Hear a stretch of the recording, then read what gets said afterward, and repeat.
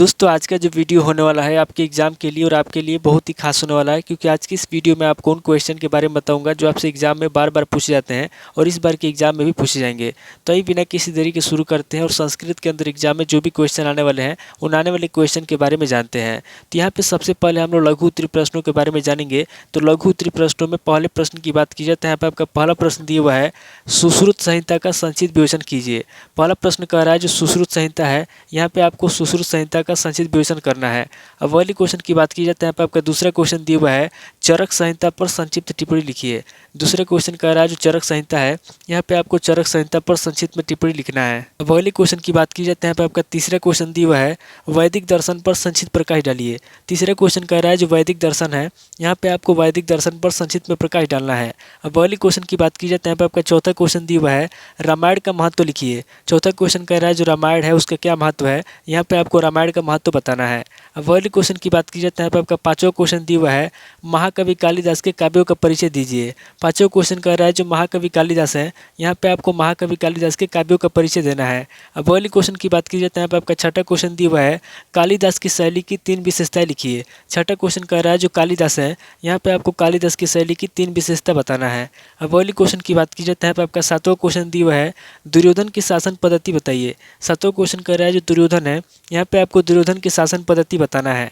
अब अगले क्वेश्चन की बात की जाए तो यहाँ पे आपका आठवां क्वेश्चन दिया हुआ है, वनेचर की उक्तियों पे प्रकाश डालिए। आठवां क्वेश्चन कह रहा है जो वनेचर है, यहाँ पे आपको वनेचर की उक्तियों पे प्रकाश डालना है। अब अगले क्वेश्चन की बात की जाए तो यहाँ पे आपका 9 क्वेश्चन दिया हुआ है, किराता अर्जुनियम का सार संक्षेप में प्रस्तुत कीजिए।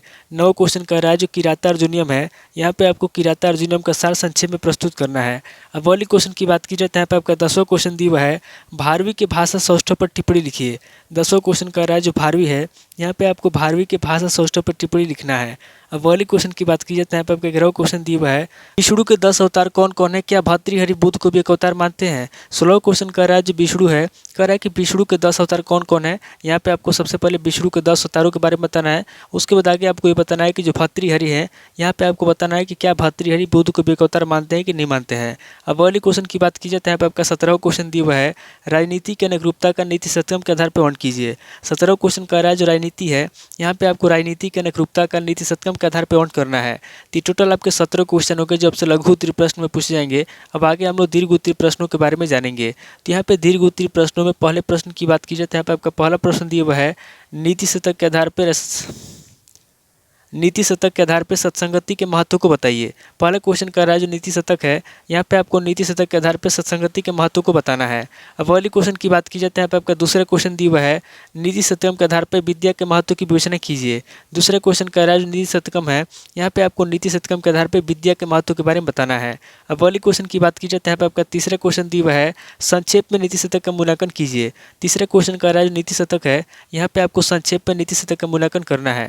अब अगले क्वेश्चन की बात की जाए तो यहाँ पे आपका चौथा क्वेश्चन दिया हुआ है, भर्तृहरि के जीवन वृत्त में स्थिति काल पर प्रकाश डालिए। चौथा क्वेश्चन कह रहा है जो भर्तृहरि है, यहाँ पे आपको भर्तृहरि के जीवन वृत्त के बारे में बताना है और उसके स्थिति काल पर प्रकाश डालना है।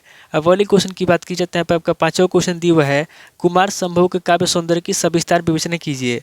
5वां क्वेश्चन कह रहा है जो कुमार संभव है, यहाँ पे आपको कुमार संभव के काव्य सौंदर्य की सविस्तार विवेचना करना है।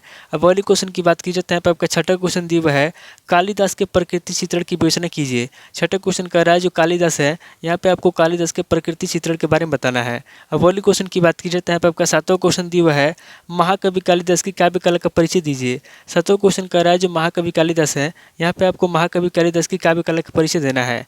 अब अगले क्वेश्चन की बात की जाए तो यहाँ पे आपका 8वां क्वेश्चन दिया हुआ है, किराता अर्जुनियम के प्रथम स्वर का सारांश लिखिए। 8वां क्वेश्चन कह रहा है जो किराता अर्जुनियम है, यहाँ पे आपको किराता अर्जुनियम के प्रथम स्वर का सारांश लिखना है। अब अगले क्वेश्चन की बात की जाए तो यहाँ पे आपका 9वां क्वेश्चन दिया हुआ है, दुर्योधन की शासन पद्धति का वर्णन कीजिए। 9वां क्वेश्चन कह रहा है जो दुर्योधन है, यहाँ पे आपको दुर्योधन की शासन पद्धति के बारे में बताना है। अब अगले क्वेश्चन की बात की जाए तो यहाँ पे आपका 10वां क्वेश्चन दिया हुआ है,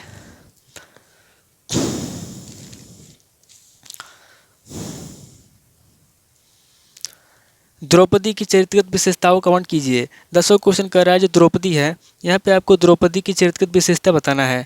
अब अगले क्वेश्चन की बात की जाए तो यहाँ पे आपका 11वां क्वेश्चन दिया हुआ है, पाणिनि के जीवन वृत्त में कृतित्व पर प्रकाश डालिए। 11वां क्वेश्चन पाणिनि के जीवन वृत्त कृतित्व पर प्रकाश डालिए। 11वां क्वेश्चन कह रहा है जो पाणिनि है यहाँ पे आपको पाणिनि के जीवन वृत्त के बारे में बताना है और उसके कृतित्व पर प्रकाश डालना है। अब पहले क्वेश्चन की बात की जाए तो यहाँ पे आपका 12वां क्वेश्चन दिया हुआ है श्रीहर्ष के जीवन कृतियों का परिचय दीजिए। 12वां क्वेश्चन कह रहा है जो श्रीहर्ष है यहाँ पे आपको श्रीहर्ष के जीवन के बारे में बताना है और उसकी कृतियों का परिचय देना है।